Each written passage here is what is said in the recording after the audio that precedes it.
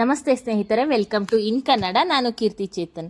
ಗುಲಾಬಿ ಗಿಡದಲ್ಲಾಗಲಿ ಅಥವಾ ದಾಸವಾಳ ಗಿಡದಲ್ಲಾಗಲಿ, ಸೇವಂತಿಗೆ ಗಿಡದಲ್ಲಿ, ಮಲ್ಲಿಗೆ ಗಿಡದಲ್ಲಿ, ಯಾವ ಹೂ ಬಿಡುವಂತಹ ಗಿಡದಲ್ಲಾದ್ರೂ ಹೆಚ್ಚು ಹೂ ಬಿಡಬೇಕು ಅಂತ ಅದಕ್ಕೆ ನೈಟ್ರೋಜನ್ ಜಾಸ್ತಿ ಇರುವಂತಹ ಫರ್ಟಿಲೈಸರ್ನ ಕೊಡಬೇಕಾಗತ್ತೆ. ನೈಟ್ರೋಜನ್ ಜಾಸ್ತಿ ಇರುವಂತಹ ಫರ್ಟಿಲೈಸರ್ ಕೊಡಬೇಕು, ಆದರೆ ಅದು ಆರ್ಗ್ಯಾನಿಕ್ ಆಗಿರಬೇಕು ಅನ್ನೋದು ನನ್ನ ಅಭಿಪ್ರಾಯ.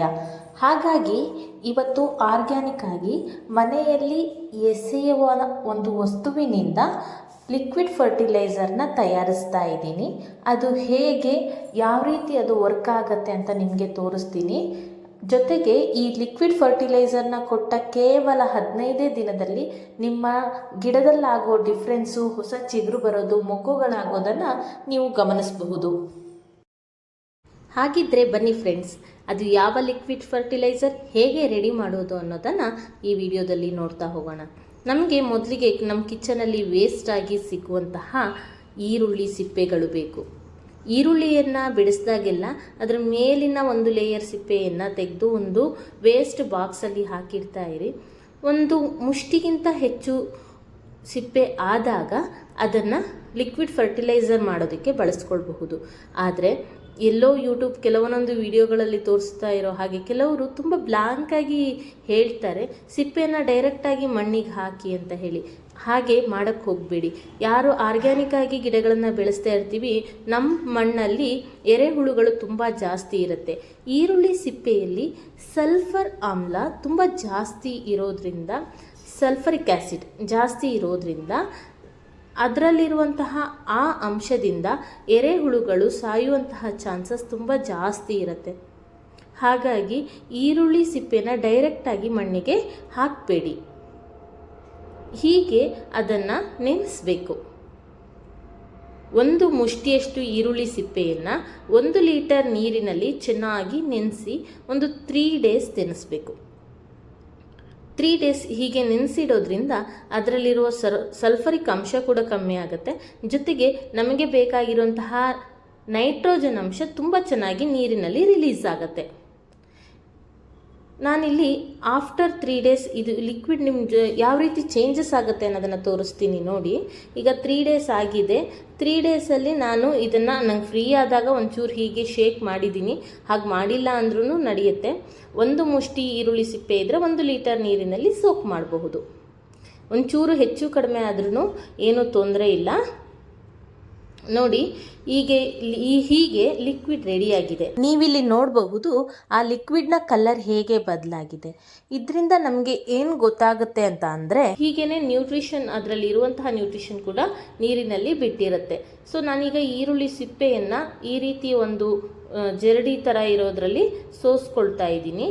ಹೀಗೆ ಸೋಸ್ಕೊಂಡು ಉಳಿದಂತಹ ಈರುಳ್ಳಿ ಸಿಪ್ಪೆಯನ್ನು ನೀವೇನಾದರೂ ಕಿಚನ್ ವೇಸ್ಟ್ ಕಾಂಪೋಸ್ಟ್ ರೆಡಿ ಮಾಡ್ತಾ ಇದ್ದರೆ ಅದರಲ್ಲಿ ಹಾಕಬಹುದು. ನೋಡಿ, ಇಷ್ಟು ಈರುಳ್ಳಿ ಸಿಪ್ಪೆ ಹಾಗೇ ಇದೆ.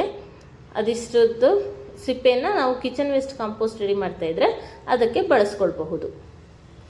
ಈ ಲಿಕ್ವಿಡ್ ಏನಿದೆ ಇದು ತುಂಬ ಗಾಢವಾಗಿರುತ್ತೆ, ಅಂದರೆ ತುಂಬ ಸ್ಟ್ರಾಂಗ್ ಇರುತ್ತೆ. ಇದಕ್ಕೆ ಸ್ವಲ್ಪ ನಾವು ಡೈಲ್ಯೂಟ್ ಮಾಡಿ ಹಾಕಬೇಕು. ಅಂದರೆ 1 ಲೀಟರಷ್ಟು ನಿಮಗೆ ಈ ರೀತಿ ಲಿಕ್ವಿಡ್ ಫರ್ಟಿಲೈಸರ್ ಸಿಕ್ಕಿದರೆ 1 ಲೀಟರಷ್ಟು ಇದಕ್ಕೆ ಮತ್ತೆ ನೀರನ್ನು ಆ್ಯಡ್ ಮಾಡಿಕೊಂಡು ಗಿಡಗಳಿಗೆ ಬಳಸಬಹುದು.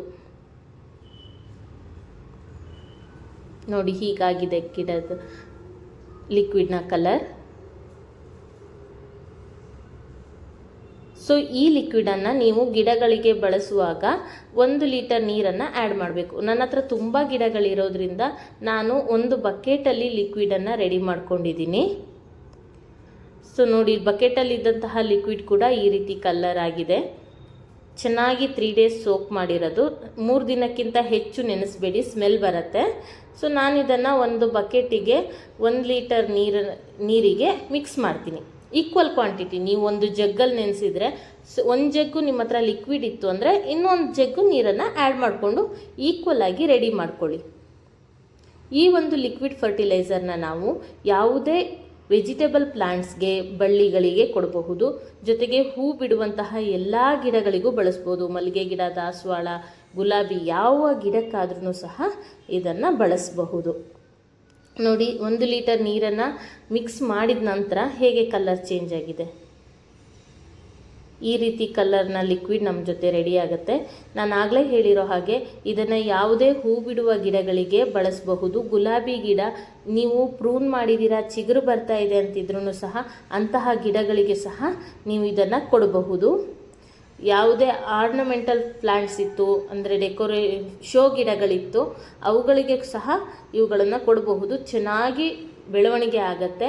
ನೋಡಿ ಇಲ್ಲಿ ಕೊತ್ತಂಬರಿ ಸೊಪ್ಪಿನ ಗಿಡ ಅದಕ್ಕೂ ನಾನು ಕೊಡ್ತೀನಿ. ಅವರೆಕಾಯಿ ಬಳ್ಳಿ, ಈ ಬಳ್ಳಿಗಳಿಗೂ ಸಹ ನಾನು ಕೊಡ್ತೀನಿ. ಇದರಿಂದ ಪೆಸ್ಟ್ ಅಟ್ಯಾಕ್ ಆಗುವಂತಹ ಚಾನ್ಸಸ್ ಕೂಡ ಕಮ್ಮಿ ಆಗುತ್ತೆ. ಗಿಡಗಳು ಸ್ಟ್ರಾಂಗ್ ಆಗಿ ಬೆಳೆಯುತ್ತೆ. ಆದ್ದರಿಂದ ಯಾವುದೇ ಬಳ್ಳಿ ಗಿಡಗಳಾಗಲಿ ಅಥವಾ ಹೂ ಬಿಡುವ ಗಿಡಗಳು, ತರಕಾರಿ ಗಿಡಗಳಿಗೆ ಇವುಗಳನ್ನು ಕೊಡಬಹುದು. ಒಂದು ಸರ್ತಿ ಈ ರೀತಿ ರೆಡಿ ಮಾಡಿಕೊಂಡು ಕೊಡಿ. ಇದನ್ನು ನೀವು 1 ತಿಂಗಳಲ್ಲಿ 2 ಸರ್ತಿ ಕೊಡಬಹುದು. 15 ಡೇಸ್ ಒನ್ಸು ಈ ಲಿಕ್ವಿಡ್ ಫರ್ಟಿಲೈಸರ್ನ ನೀವು ಯಾವುದೇ ಗಿಡಗಳಿಗಾದರೂ ಕೊಡಬಹುದು. ತುಳಸಿ ಗಿಡಕ್ಕೆ ಸ್ವಲ್ಪ ಅವಾಯ್ಡ್ ಮಾಡಿ, ಯಾಕೆಂದರೆ ತುಂಬ ಬೇಗ ಹೂ ಬಿಡುತ್ತೆ, ಅದಕ್ಕೋಸ್ಕರ. ಅದು ಬಿಟ್ಟು ಇನ್ಯಾವುದೇ ಹೂ ಬಿಡುವಂತಹ ಗಿಡಗಳಿಗೆ ಈ ಲಿಕ್ವಿಡ್ ಫರ್ಟಿಲೈಸರ್ನ ಕೊಡಬಹುದು. ತುಂಬ ಈಸಿಯಾಗಿ ನಮ್ಮ ಕಿಚನಲ್ಲಿ ಎಸೆಯುವಂತಹ ವಸ್ತುವಿನಿಂದನೇ ಈ ಲಿಕ್ವಿಡ್ ಫರ್ಟಿಲೈಸರ್ನ ರೆಡಿ ಮಾಡಿಕೊಳ್ಬಹುದು. ಹೀಗೆ ಲಿಕ್ವಿಡ್ ಫರ್ಟಿಲೈಸರನ್ನು ರೆಡಿ ಮಾಡಿಕೊಂಡು ಗಿಡಗಳಿಗೆ ಕೊಡಿ.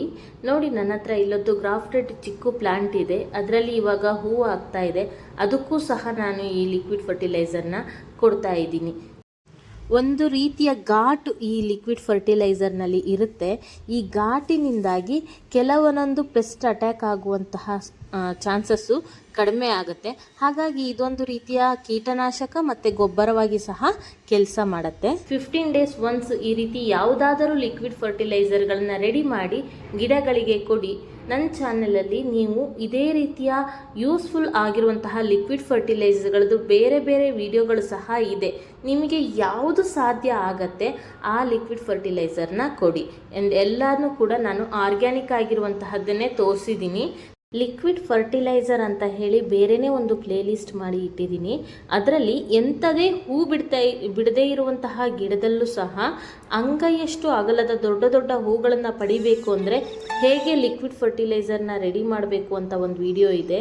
ಜೊತೆಗೆ ಈ ಒಂದು ಗೊಬ್ಬರನ ಕೊಡೋದ್ರಿಂದ ನೀವು ಬೇರೆ ಗೊಬ್ಬರಗಳನ್ನು ಮರೆತು ಬಿಡಬೇಕು, ಅಷ್ಟು ಚೆನ್ನಾಗಿ ವರ್ಕ್ ಆಗುವಂತಹ ಒಂದು ಲಿಕ್ವಿಡ್ ಫರ್ಟಿಲೈಸರ್.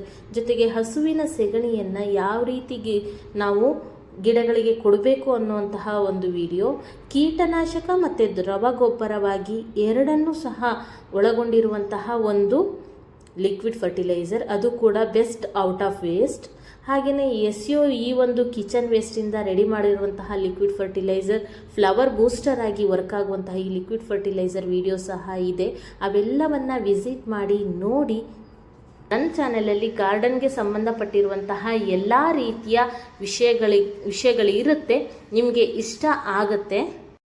ಇಷ್ಟ ಆದರೆ ದಯವಿಟ್ಟು ಲೈಕ್ ಮಾಡೋದನ್ನು ಮರಿಬೇಡಿ. Thank you for watching. Take care. Bye. Happy gardening.